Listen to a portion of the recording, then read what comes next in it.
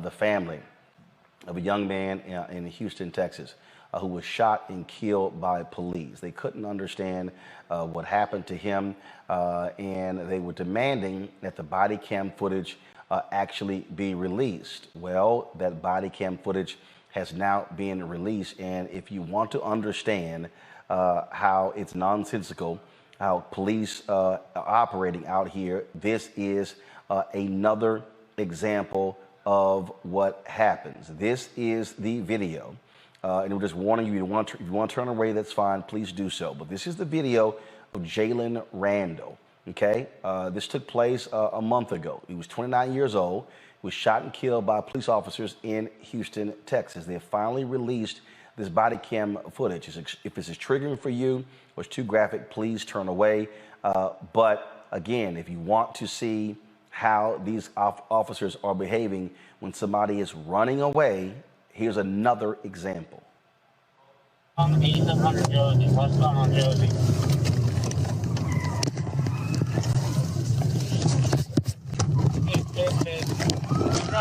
Hey, let me see that! Oh, shit!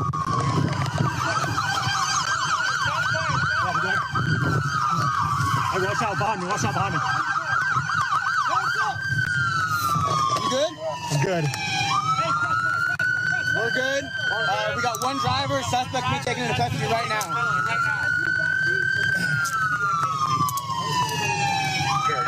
Roll the window down. Yeah, give us a second. Roll the windows down. Do it now. Roll the window. Drag him back. Drag him back. Keep your hands up. We can see him. All right, now, folks, Randle was shot and killed on April 27. Officers say they were trying to arrest him for 3 felony warrants. Here's the question. You saw the video there. We can stop it now. You saw the video there, and Mustafa, he's literally 3 seconds out of the car. They fire. He's running away. The rationale for using deadly force. At no point in the video do we see him shooting at officers. Where was their life in imminent danger to use lethal force? From what we see, there was no, danger from this individual. But we also know that there, as I mentioned earlier, there's this killing fields mentality that is going on across our country. And law enforcement plays a role where, because we are so dehumanized, they continue to, react without provocation in many instances. And at the end of the day, we're the ones that continue to lose our lives.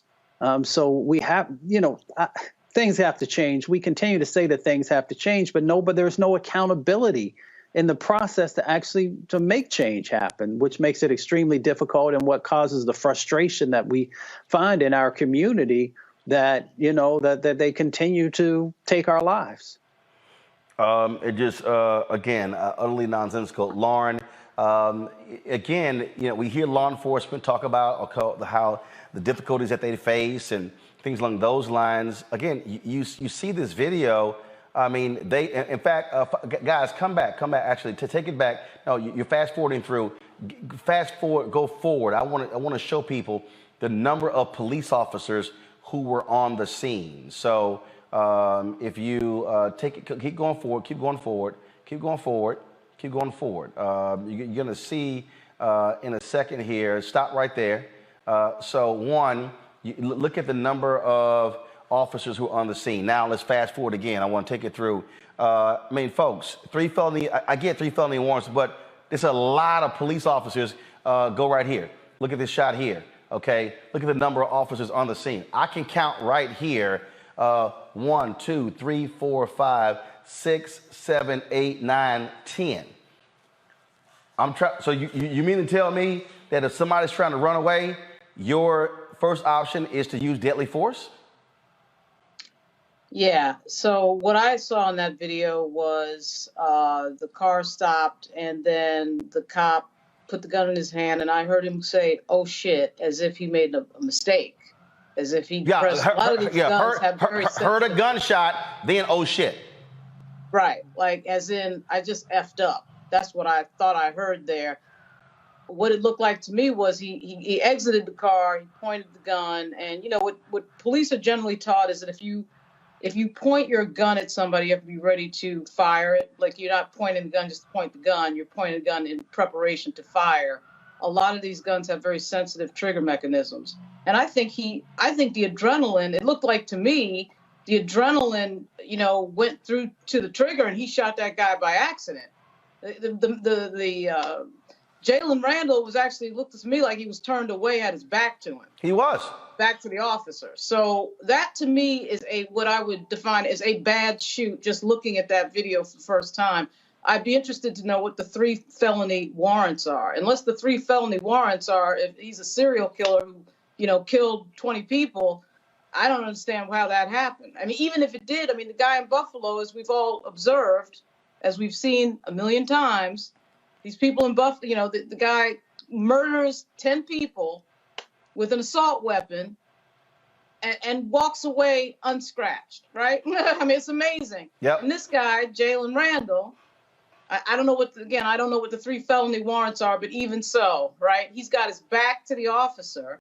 So where's the threat? Where's the I fear for my life? He's got his back to the officer. Officer immediately comes out, points the firearm at him, and the firearm immediately goes off. And he says, "Oh shit," on the video. If that's him, and that sounded like him on the video, so that's hugely problematic. Robert, I get it if a guy is running away from the cops and he's running and he's firing back. Okay, I get that. You don't have that here. And there's just this natural reaction for these cops.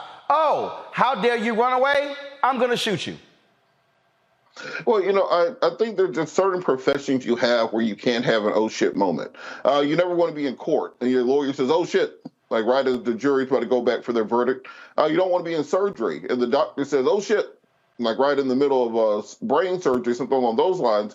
And when you're a police officer, you can't have an oh shit moment that results in the death of another individual. We all heard what the officer said on the video. We saw that the Mr. Ramsey was unarmed, that he was not attacking officers, he was not proceeding towards them. It very much sounds as if this officer made a fatal and crucial mistake. And I'd be interested to see what the statements from police were and what the police report said prior to the video coming out and whether or not there's inconsistencies there. And for people who always oppose police reform, for example, when we say that there have to be other ways to do it, this is what we're talking about. The fact that there are other ways to bring an individual suspect in, even if he is accused of, you know, being a serial killer or anything else, you still have your due process rights. You are still innocent until proven guilty. And we have to find another way to bring people into custody other than having to kill them and have an oh shit moment that cost somebody their life. All right, folks, back to our Global Mark Unfiltered video in just one moment. Folks, Black Star Network is here. Hold no punches. I'm real revolutionary right now. Support this man, Black Media. He makes sure that our stories are told. Thank you for being the voice of Black America, Roland. Stay black. I love y'all. All momentum we have now, we have to keep this going. The video looks phenomenal. See, there's a difference between Black Star Network and black-owned media and something like CNN. You can't be black-owned media and be scared. It's time to be smart. Bring your eyeballs home. You dig?